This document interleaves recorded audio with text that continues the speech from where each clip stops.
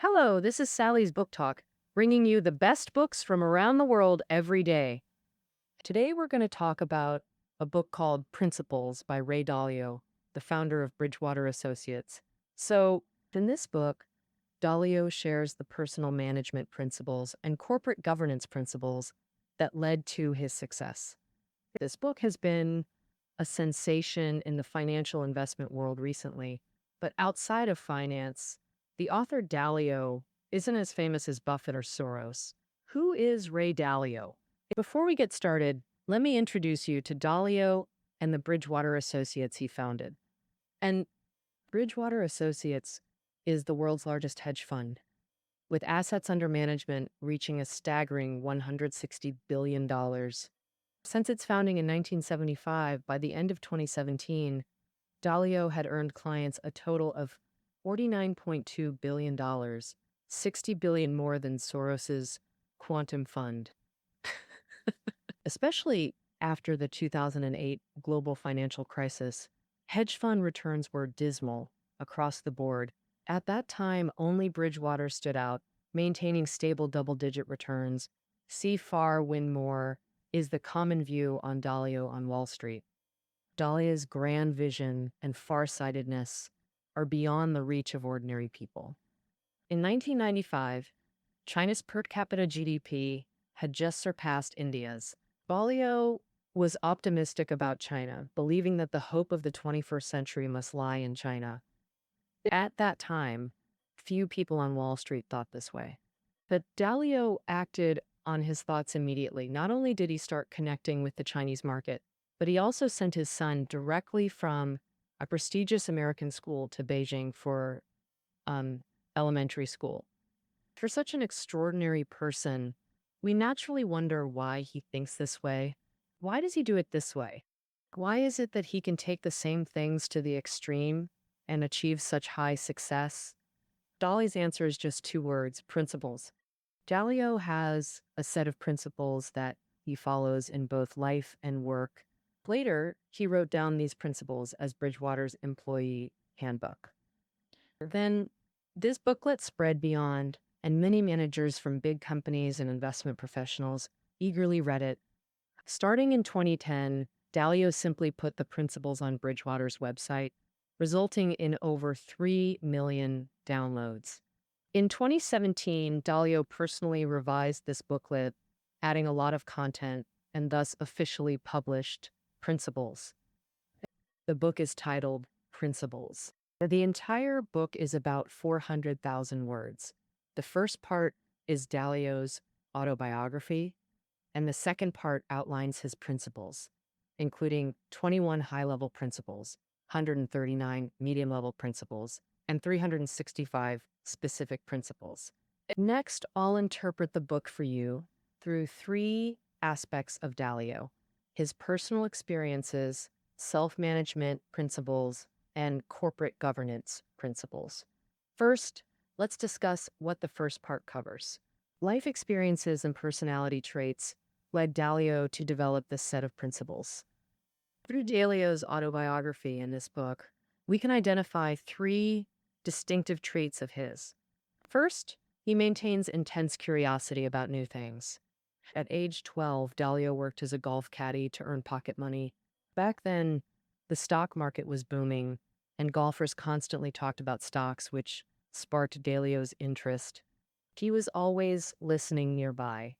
While other caddies spent money on snacks, Dalio decided to invest in stocks. Throughout high school, Dalio traded stocks constantly. He even got free annual Fortune 500 reports from Fortune magazine. He carefully studied every report at home, and by graduation, his stock account had surpassed $250,000. That was an enormous sum at the time.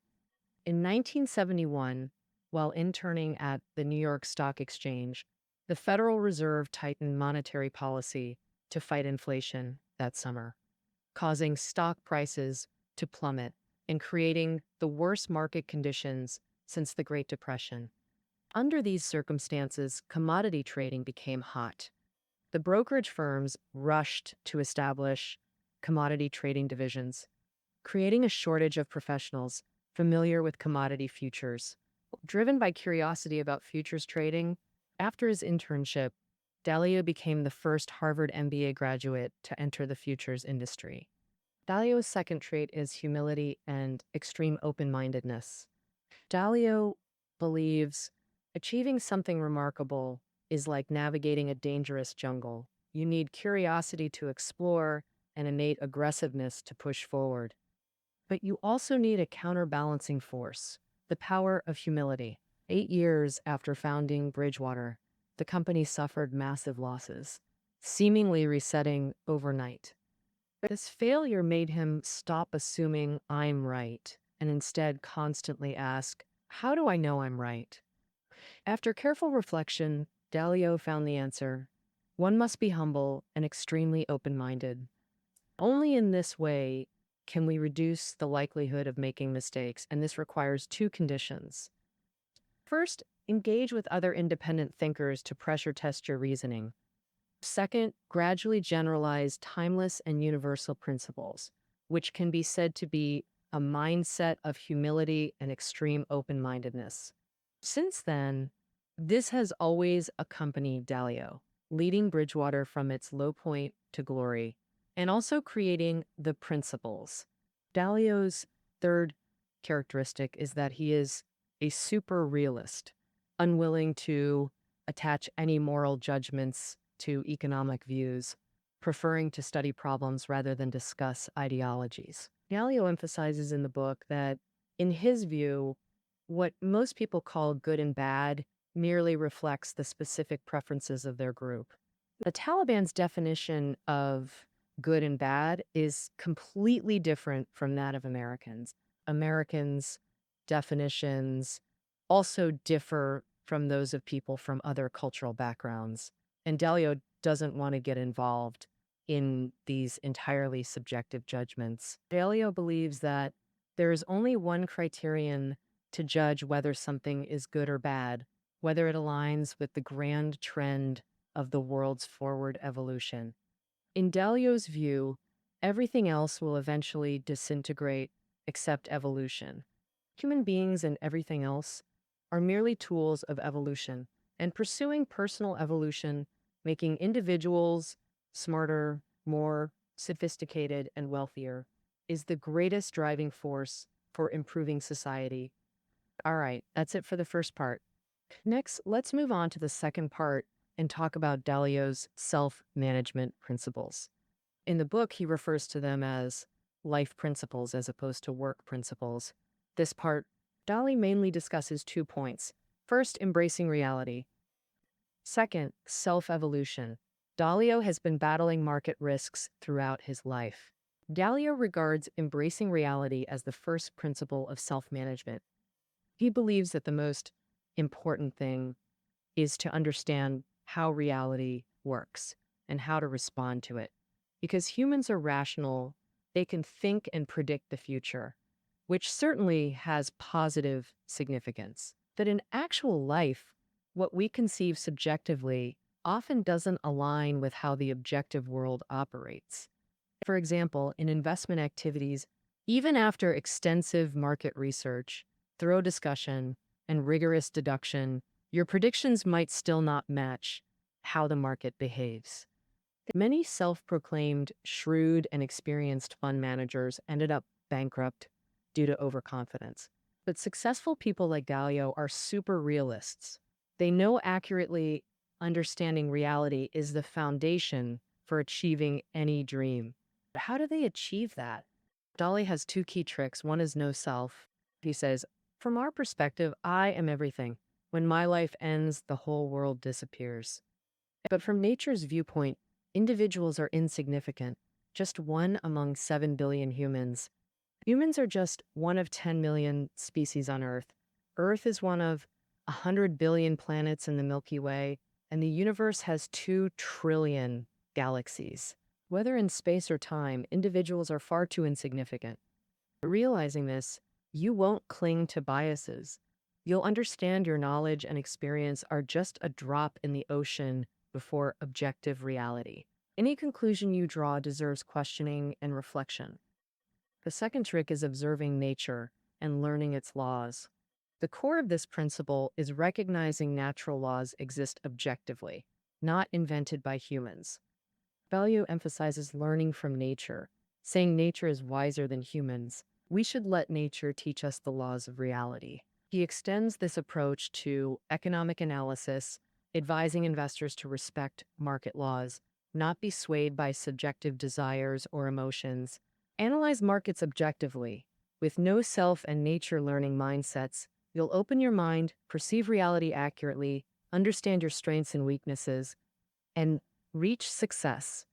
Hmm. Another self management principle Dalio advocates is constant evolution, borrowing biology's evolutionary concept, innovative defining concept. He advocates everyone should undergo rigorous self management to become better versions of themselves. Dalio highly values Darwin's quote: "In history's long river, surviving species aren't the strongest or smartest, but those best adapting to change."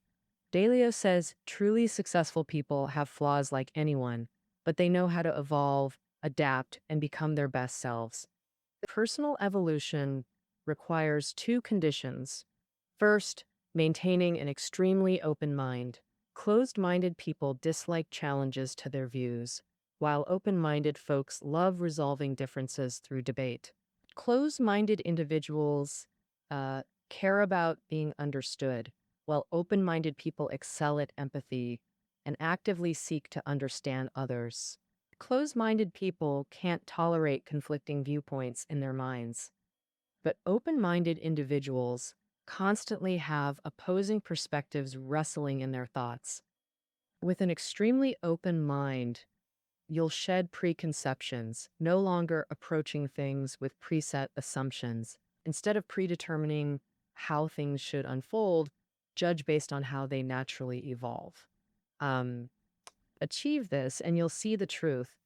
An extremely open mind also helps overcome two major obstacles in self awareness.